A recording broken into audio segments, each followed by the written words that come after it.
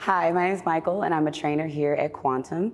And today I wanted to share with you a really easy way to get a handle on your portion control. So, if you've ever worked with a trainer, or if you are a trainer, you've probably recommended that someone keep track of what they're eating. If you as a person are trying to get in shape, I'm sure you probably have had people say, oh, well, you should be mindful of how much you're eating. But sometimes measuring out your food or getting cups and weights and scales out is annoying, right? Or we just don't want to, we don't feel like it. It can be discouraging. Maybe I don't want to count my calories. Or maybe you're out and it's really hard to bring all of that stuff with you if you're traveling or if you're at the restaurant. So there's something that you can use to help yourself, and that is your hand or anyone else's hand. Doesn't matter. Okay, but here's what we're gonna go over a little bit, and this is going to be very much tailored to you because it's your hand, it's proportional to your size, and it's also very important to note that this is a guideline, right? So you as a person will want to make whatever individual tweaks and adjustments you need to based on your own goals, whether it's building fat or building muscle or losing fat, or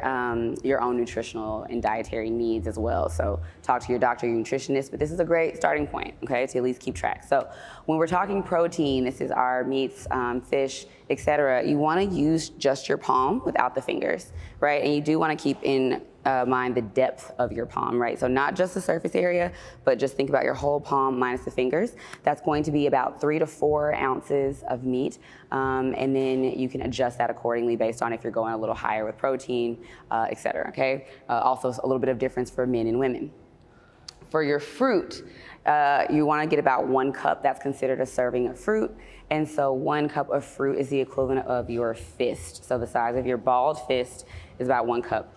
When it comes to veggies, there's a little more variation. It can be 1 to 2 cups, and the 2 cups is more if you're thinking about leafy greens, stuff that takes up a lot of space but is not as dense, or maybe big heads of broccoli, something like that. You want to think about 2 fists, but for everything else, 1 fist, just like with your vegetables, okay?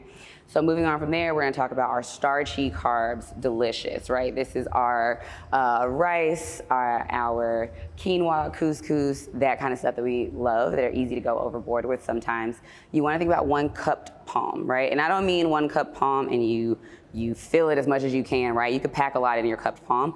Think about 1 cupped palm and then you just level it off, okay? That's gonna be about 1/4 of a cup of your starchy carbs, and this is after they're cooked. So if you have cooked rice, about 1/4 of a cup is your cupped palm, okay? Going from there, if you're measuring out fat, so these are my favorite, like peanut butter, you wanna use your thumb. So your thumb is gonna give you a guideline of about 1 tablespoon. So if you imagine a little halo around it, right, like this, right? That's about 1 tablespoon, and believe it or not, that is the recommended amount of peanut butter that you should be having, your healthy fats like that, or some avocado, guac, that kind of thing.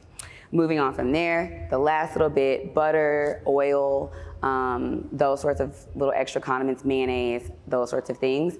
For our oils, you wanna use half of the thumb. So from that knuckle up to the tip is about 1 teaspoon. Again, these are approximations, but that's about a teaspoon. And so if you're eyeballing your plate or you're cooking, you can use these as opposed to a scale or dragging out measuring cups, et cetera. And so hopefully this makes this a lot easier and a lot more approachable for you so that you can start being far more mindful about your portion size on your plate.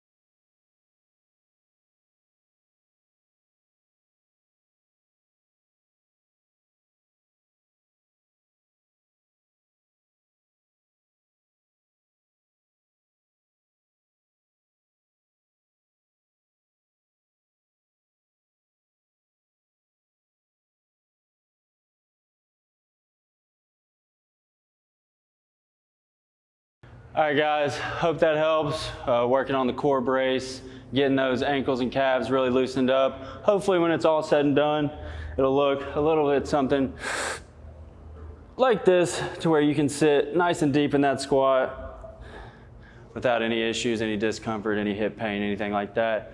Hope this helps. If y'all have any questions, feel free to hit me up.